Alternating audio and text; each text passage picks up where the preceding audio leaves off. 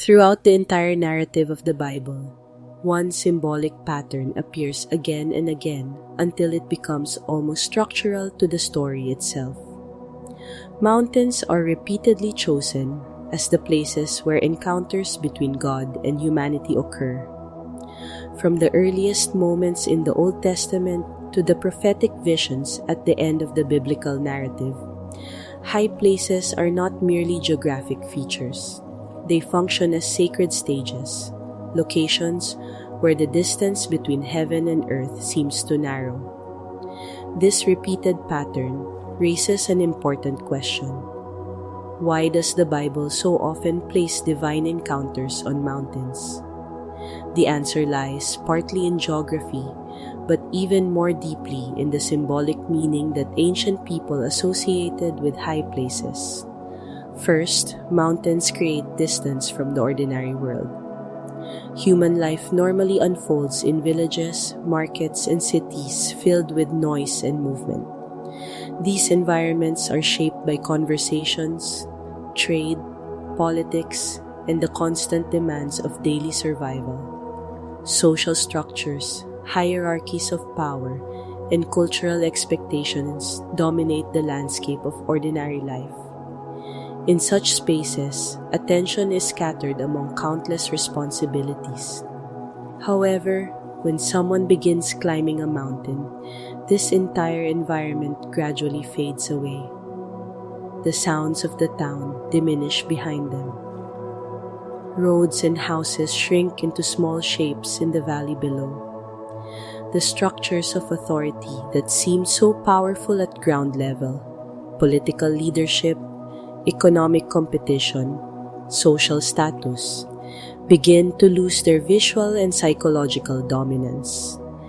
This physical separation creates a different kind of mental and emotional space. In the quiet of the mountains, distractions disappear. Silence replaces noise. Instead of being surrounded by human activity, a person becomes aware of wind, sky, stone, and horizon. In such a setting, the mind naturally shifts toward deeper questions. People begin reflecting on purpose, meaning, and the nature of existence itself. In this way, the mountain environment forms what can be described as a sacred atmosphere, one that invites contemplation and openness to the divine. Beyond the element of separation, mountains also carry a powerful symbolic meaning in the ancient world. They appear to reach toward heaven. In ancient cosmology, the world was often imagined as a layered reality. The earth was the realm of humanity, while the heavens above were the domain of divine beings.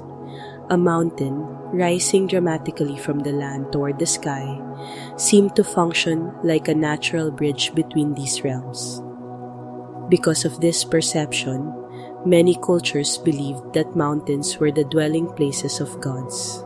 In Greek mythology, the gods were said to live atop Mount Olympus, the tallest peak in Greece. From that high summit, the Divine Council supposedly observed the world of humans and determined the fate of nations. In ancient Mesopotamia, people attempted to recreate this concept artificially. They built massive step temple towers known as Ziggurat of Ur. These monumental structures were designed to resemble mountains rising from the flat plains. Priests feared ascend these towers as part of religious rituals, symbolically moving upward toward the realm of the gods. Yet the biblical narrative introduces a profound transformation of this ancient idea. In many religions of the ancient world, humans attempt to climb upward to reach the divine realm. The emphasis lies on human effort to approach the gods. But in the Bible, the pattern is reversed. The most important feature is not humanity reaching heaven, but God choosing to reveal Himself to humanity. The mountain therefore becomes not merely a ladder for humans to ascend, but a meeting point where heaven and earth intersect through divine initiative. God does not remain distant in an unreachable sky.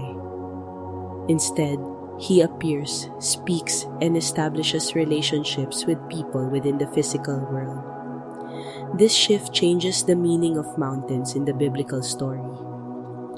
They are not places where humans conquer heaven through spiritual achievement. Rather, they become sites of revelation, locations where God chooses to speak into human history. For readers of the Bible, this pattern becomes recognizable. Whenever a mountain appears in the narrative, it often signals that something significant is about to happen. A covenant may be established, a prophet may receive a message, or a transformative vision may unfold. In this sense, mountains function as markers within the story of salvation history. They signal moments when the ordinary flow of events is interrupted by divine presence. Within spiritual and theological traditions, there exists a fascinating idea often referred to as thin places. The phrase describes locations where the boundary between the physical world and the spiritual realm seems unusually close. In such places, people often feel that heaven and earth are separated by only the thinnest veil.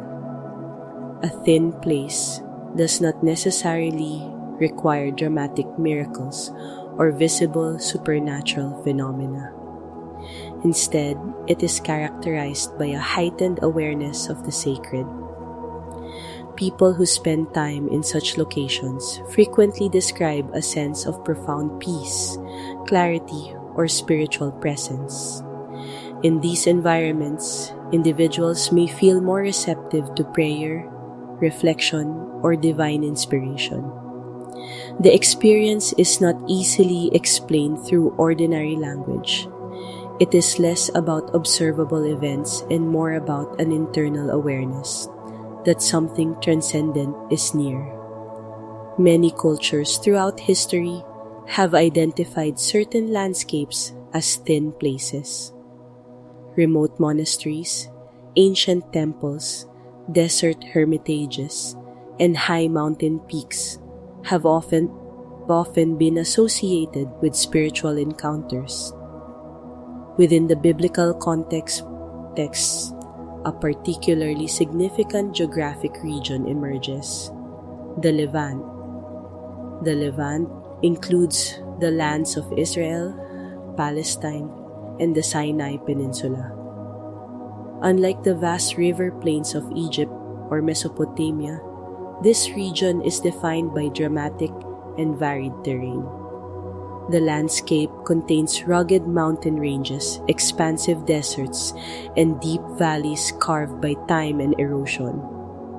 These features create environments that feel fundamentally different from urban centers.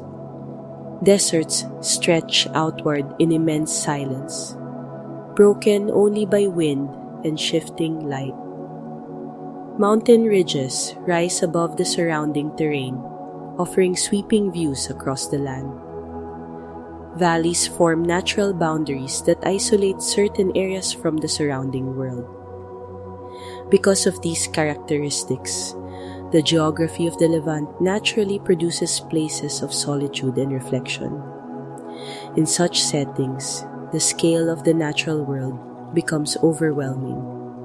Standing on a high ridge or within an open desert, people often experience a sense of humility and awe. This psychological shift plays an important role in spiritual perception.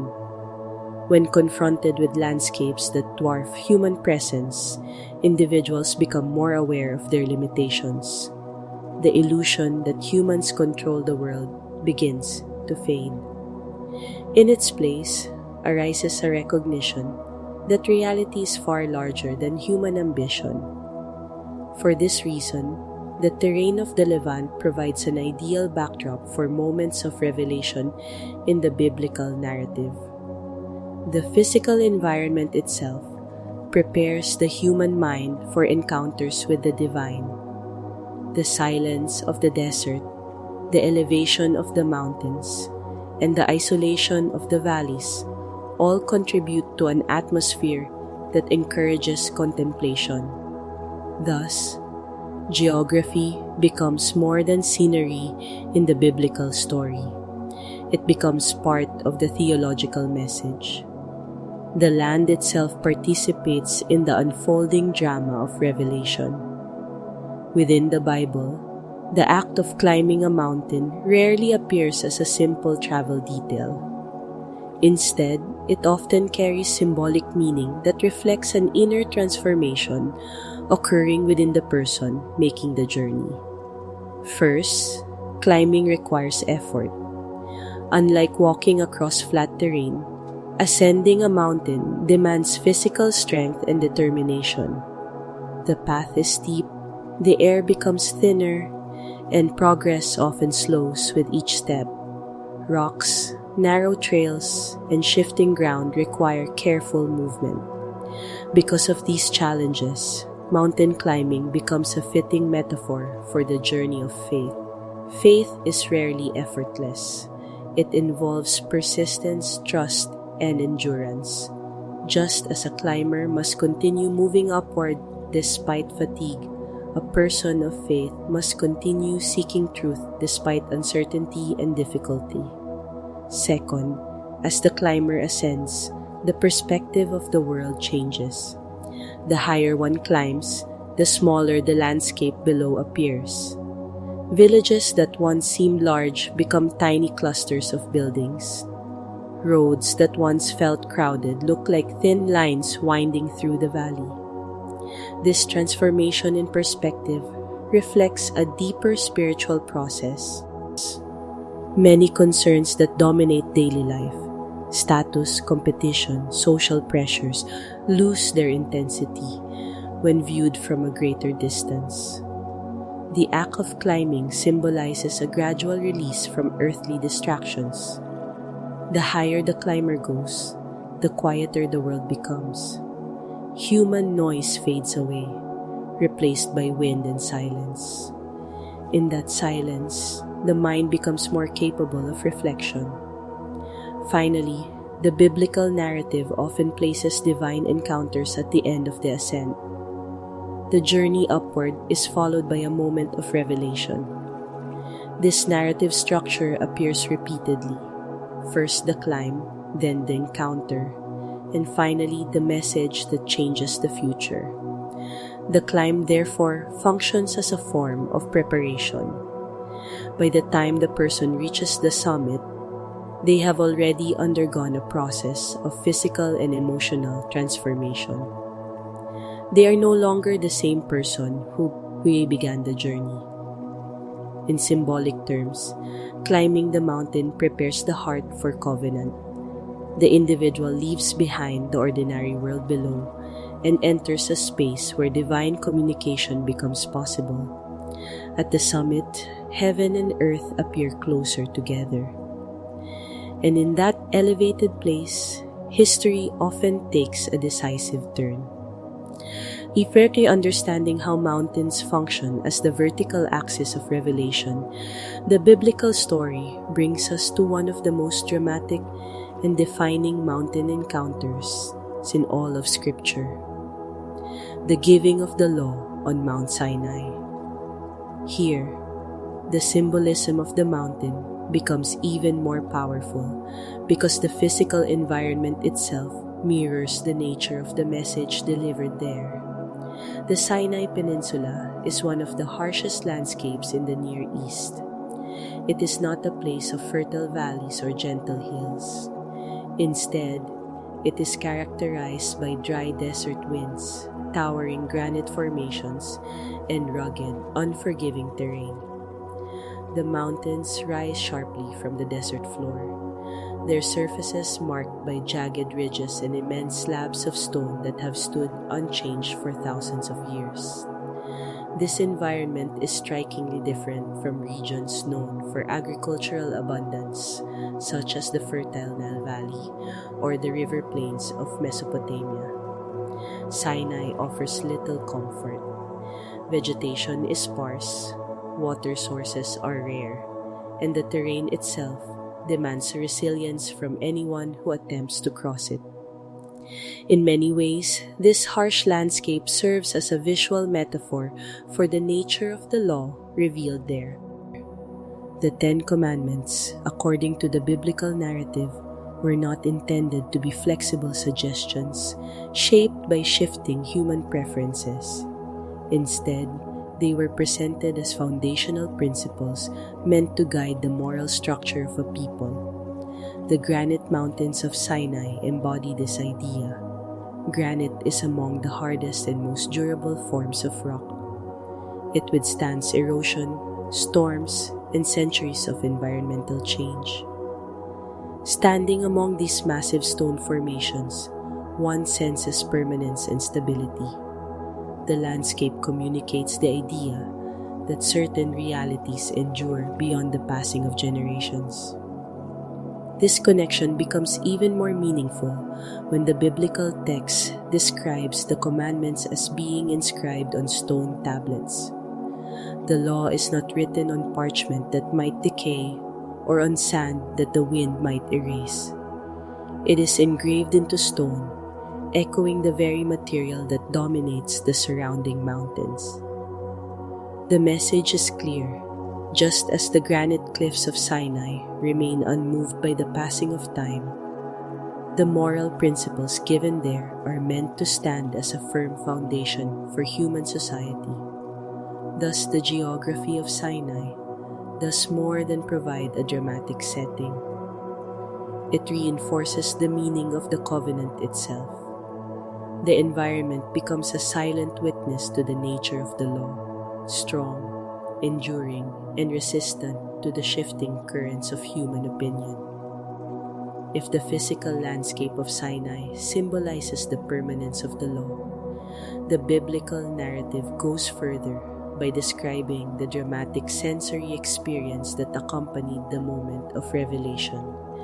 According to the account in the book of Exodus, the mountain did not remain quiet or ordinary when the divine presence descended upon it. Instead, the entire scene became overwhelming to the senses. The people at the base of the mountain witnessed thunder rolling across the sky, flashes of lightning splitting the darkness, thick clouds covering the summit, and flames rising from the mountain itself. These elements transformed the mountain from a silent geological formation into something that resembled a throne room of divine power. The sound of thunder echoed across the desert valleys, amplifying the sense that something beyond human control was unfolding. Lightning illuminated the mountain's steep slopes, revealing the stark outlines of stone against the sky. Smoke rose upward like the breath of a great furnace, enveloping the summit in mystery. Another striking element described in the biblical narrative is the sound of a trumpet blast, growing louder and louder as the event unfolded. This sound was not produced by human musicians, but seemed to come from the mountain itself, announcing the presence of a higher authority. Together, these sensory details created an atmosphere that was impossible to ignore. The experience was not merely intellectual or symbolic. It was visceral, affecting sight, sound, and emotion simultaneously. In ancient cultures, encounters with the divine were often described using images of storms or fire. Such imagery communicated both power and unpredictability. Storms command attention. They cannot be controlled or negotiated with. Fire likewise carries both beauty and danger. It illuminates but also consumes. By using these elements, the biblical narrative communicates a profound theological idea. The presence of God is not casual or ordinary. It inspires a mixture of awe, reverence, and fear. This reaction is sometimes described as holy fear, a recognition that one is standing before something infinitely greater than oneself. It is not merely fear in the sense of danger, but rather a deep awareness of divine authority and majesty. The mountain, therefore, becomes more than a location. It becomes a temporary palace of divine glory, a place where heaven visibly touches the earth and where human beings encounter the overwhelming reality of the sacred. Equally important to the symbolism of Sinai is its geographic isolation. The mountain does not rise near a bustling city or within a fertile agricultural valley. Instead, it stands in the midst of an immense desert landscape. The Sinai wilderness stretches across vast distances with very few signs of human settlement. Travel through this region historically required endurance and careful preparation. Water sources were scarce, and the environment offered little protection from the intense sun during the day or the cold temperatures at night. This isolation carries deep symbolic meaning within the biblical narrative. Cities represent the center of human activity. They are places of commerce, politics, entertainment, and social interaction. While these environments allow civilizations to flourish, they also create endless distractions. In cities, attention is constantly pulled in multiple directions. The desert, by contrast, strips away those distractions. There are no crowded markets, no political debates, and no competing voices demanding attention. The silence of the wilderness becomes almost overwhelming. In this silence, people often become aware of thoughts and questions that might otherwise remain buried beneath the noise of daily life. The desert environment forces individuals to confront themselves and their relationship with the world around them. For this reason, deserts have frequently served as places of spiritual transformation in many religious traditions. In the biblical narrative, the wilderness becomes a space where people learn dependence, humility, and attentiveness.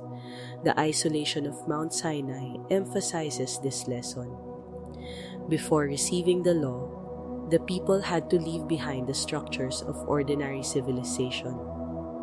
They journeyed away from the crowded world of Egypt and entered a landscape where survival itself required trust and discipline. Only within this stripped-down environment could the covenant be clearly heard. The silence of the desert becomes a chamber of revelation. Without the constant noise of society, the voice of God carries across the mountain and into the hearts of the people. This pattern reveals an enduring spiritual principle. Throughout history, those who seek deeper understanding often withdraw, if only temporarily, from the chaos of daily life. Whether through solitude, reflection, or prayer, they recreate a kind of inner desert where clarity can emerge. In the biblical story of Sinai, the wilderness does not merely serve as a backdrop. It becomes an essential participant in the revelation itself. Then the vast emptiness of the desert prepares the human spirit to receive something enduring.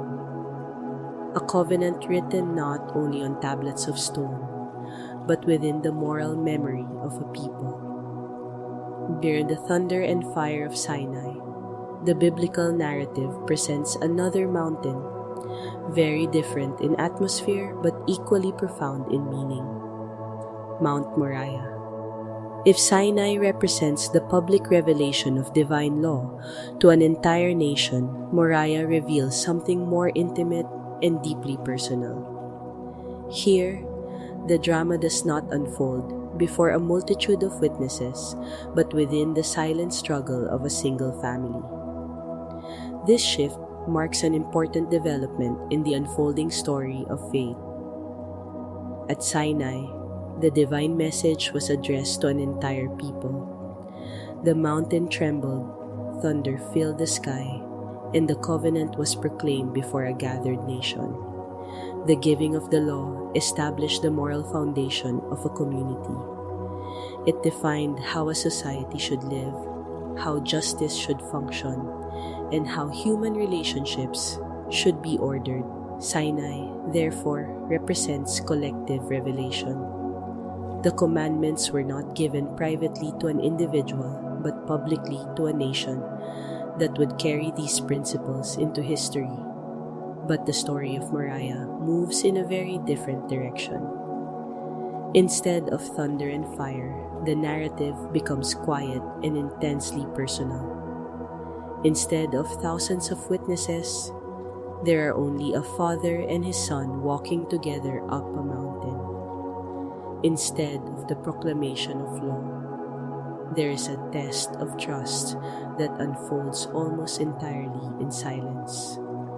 In the biblical account, God asked Abraham to take his son Isaac, the child through whom the divine promises were meant to be fulfilled, and offer him as a sacrifice.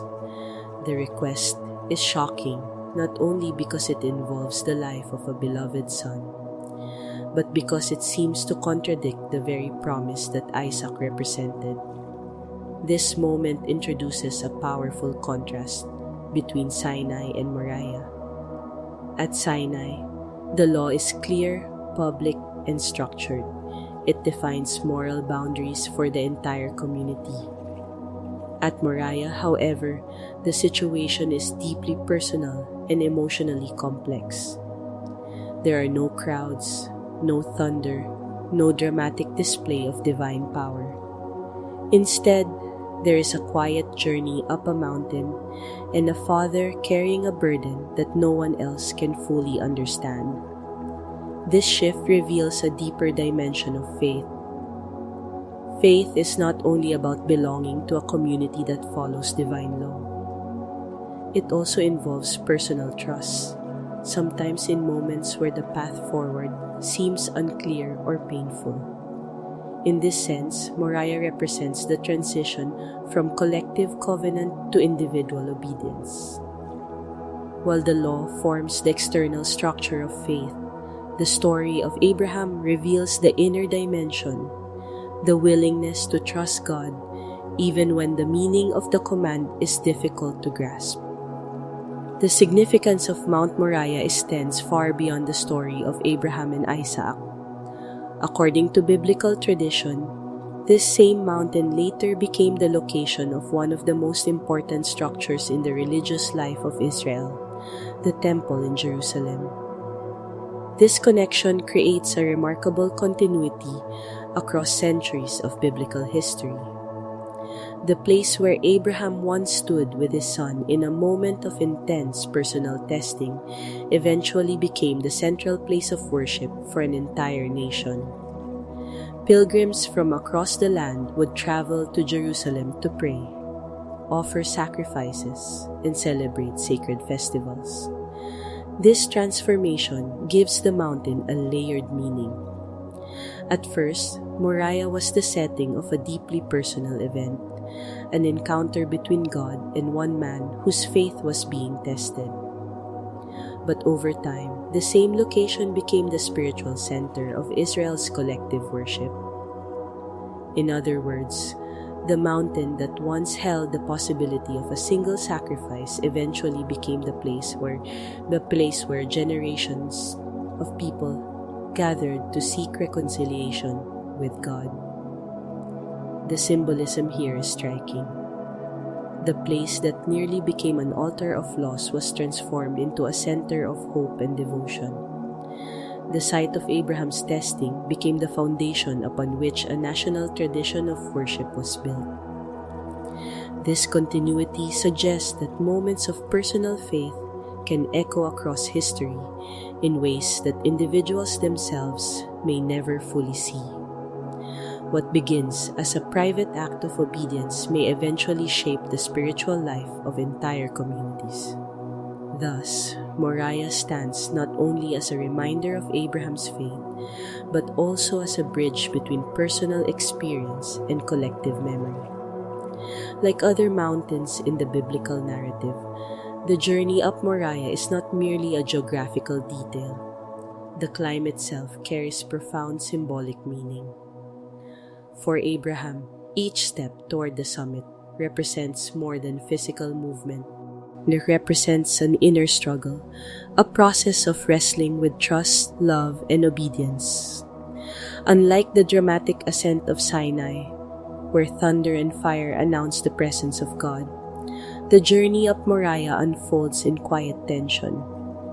The biblical narrative emphasizes the small details: the wood carried for the sacrifice, the conversation between father and son, the steady progress toward the mountain's peak.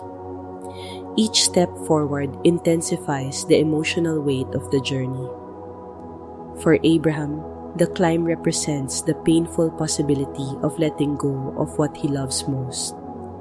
Isaac is not only his son, he is also the embodiment of God's promise. To lose Isaac would seem to mean losing the future that had been promised. This is why the ascent of Moriah symbolizes the cost of faith. Faith sometimes requires trust beyond immediate understanding. It may involve surrendering control over outcomes and believing that meaning exists even when the path ahead appears uncertain. Yet the story does not end with tragedy. As Abraham prepares to carry out the command, the narrative reaches its turning point. At the final moment, God stops him and provides a substitute offering, a ram caught in the thicket nearby. This moment transforms the entire meaning of the journey. The test was not meant to end in destruction, but in revelation. Abraham learns that the God who calls him to trust is also the God who provides. The message becomes clear. God does not merely demand sacrifice, He also provides what is needed. In this way, the summit of Moriah becomes a place where despair turns into hope. The mountain reveals that faith is not simply about endurance in suffering, but about discovering that divine provision often appears at the moment when human strength reaches its limit. Thus, within the vertical axis of revelation, Moriah adds a crucial dimension. Sinai reveals the law. But Moriah reveals something equally essential: the depth of personal trust that sustains the covenant between God and humanity. After the testing of faith on Mount Moriah, the biblical narrative eventually leads to another mountain where the meaning of the covenant becomes illuminated in a completely new way. This mountain is Mount Tabor, a place associated with one of the most mysterious and radiant moments in the life of Jesus, the Transfiguration. If Sinai revealed the authority of divine law and Moriah revealed the depth of personal trust, Tabor reveals something different again: the glory that lies beyond both suffering and obedience. According to the Gospel accounts, Jesus ascended the mountain with 3 of his closest disciples. As they reached the height of Mount Tabor, something extraordinary occurred. The familiar appearance of Jesus suddenly changed before their eyes. His face began to shine, and his garments became dazzling white, so radiant that the disciples struggled to comprehend what they were witnessing. The ordinary human figure they had walked beside for so long was suddenly revealed in a form filled with divine light. In that moment, the mountain itself seemed to transform. What had been an ordinary physical landscape, stone paths, wind, and sky, became a stage upon which divine glory was revealed. The natural world did not disappear, but it was filled with a presence that transcended ordinary reality. The experience that was overwhelming for the disciples. They had climbed the mountain expecting a moment of prayer or quiet reflection, but instead they found themselves standing within a glimpse of eternity. This is why the Transfiguration is often described as a moment where time itself seemed to open. For a brief instant, the disciples were allowed to see beyond the limitations of the present world. The veil that normally separates earthly life from divine glory was lifted, revealing a reality that lies beyond suffering, death, and history. The mountain became not only a place of revelation, but a window into a deeper dimension of existence. As the disciples struggled to understand what they were seeing, two additional figures appeared beside Jesus, Moses and Elijah. Their presence was not accidental. Each of these figures represents a major pillar of the spiritual tradition that shaped Israel's understanding of God. Moses stands as the embodiment of the law. It was on Mount Sinai that he received the commandments that defined the moral structure of the covenant. Through Moses, the people of Israel learned how to live in relationship with God and with one another. Elijah, on the other hand, represents the prophetic tradition. Na prophets were not lawgivers, but voices that called the people back to faithfulness when they strayed. Elijah, in particular, became a symbol of courage and spiritual authority, confronting kings and reminding the nation that God alone held ultimate power. When Moses and Elijah appear beside Jesus on the mountain, the meaning becomes clear. The entire history of Revelation, the law and the prophets, is converging in a single moment. The mountain, therefore, becomes a meeting point of different eras of sacred history. Sinai represents the giving of the law. The prophetic tradition represents the ongoing call to faithfulness. And now, on Tabor, both streams converge in the presence of Jesus. This scene suggests that the story of Revelation is not a series of disconnected events, but a unified narrative moving toward fulfillment. The mountain becomes the place where the past, present, and future of the covenant meet. The light that surrounds Jesus on Mount Tabor has often been interpreted as a foretaste of the resurrection. The disciples are not merely witnessing a miracle. They are seeing a preview of what lies beyond the suffering that will soon take place in Jerusalem. The brilliance of the Transfiguration hints at a transformation that will ultimately extend beyond Jesus to the whole of creation. In this sense, the mountain becomes more than a meeting place between God and humanity. It becomes a window into the future of the world itself. The radiant appearance of Jesus suggests a reality where death does not have the final word, where human existence is transformed rather than extinguished. The light on the mountain is therefore not simply symbolic beauty. It is a glimpse of the restored world promised in the biblical narrative. Thus, within the vertical axis of Revelation, Tabor introduces a new dimension. Sinai revealed the structure of righteousness.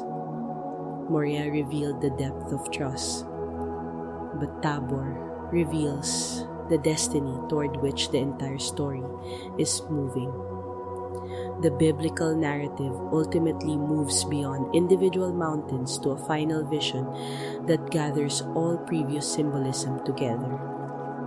This vision appears in the book of Revelation, where the story of redemption reaches its culmination. At the end of the journey stands New Jerusalem. In the closing vision of Revelation, the Apostle John the Apostle describes a city descending from heaven. The city is not merely an earthly capital or political center. It is presented as a new reality, one that unites heaven and earth completely. The New Jerusalem is described as resting upon the mountain of God, rising above the landscape like a radiant structure of light. This image gathers together the symbolism of every mountain that appeared earlier in the story, where earlier encounters took place on isolated peaks, Sinai, Moriah, Tabor. The final vision presents an entire city upon a mountain. The sacred space is no longer limited to a single summit visited occasionally by prophets or disciples. Instead, the entire community of the faithful dwells within that elevated place. The mountain is no longer just a meeting point between heaven and earth. It becomes a permanent union of the two. When viewed across the entire biblical narrative, the sequence of mountains forms a remarkable progression. On Mount Sinai, humanity receives the law, the moral framework for living in covenant with God. On Mount Moriah, faith is tested in the heart of a father who must trust beyond understanding. On Mount Tabor, divine glory is revealed as a glimpse of the world transformed. Finally, in the vision of the New Jerusalem, the journey reaches completion. The covenant does not end with a solitary figure standing on a mountain peak. Instead, it culminates in a renewed community, a city where humanity and God dwell together without separation. The vertical axis of revelation that began with isolated encounters now expands into a shared reality for all who belong to the covenant. The mountains described in the Bible are not only ancient geographical locations. They function as spiritual symbols that speak to the journey of every person. Each mountain represents a stage in the human search for meaning. There are moments like Sinai when we encounter moral clarity and discover principles that guide our lives. There are moments like Moriah when faith requires trust in the midst of uncertainty or sacrifice. And there are moments like Tabor when glimpses of beauty, truth, or hope illuminate our understanding of the world. And beyond all these experiences lies the promise symbolized by the New Jerusalem, the vision of a restored creation where suffering and division are finally overcome. In this way, the mountains of Scripture invite every reader to look upward. They remind us that the journey of faith has always been an ascent, a movement from confusion toward clarity, from struggle toward hope, and from the ordinary landscape of daily life toward a higher vision of reality. If you found this exploration of the biblical mountains meaningful, consider subscribing to the channel and following for more deep journeys into history, theology, and the hidden symbolism of Scripture. Each story in the Bible contains layers of meaning waiting to be discovered, and together we can continue climbing these ancient mountains, uncovering the wisdom they still offer to the world today.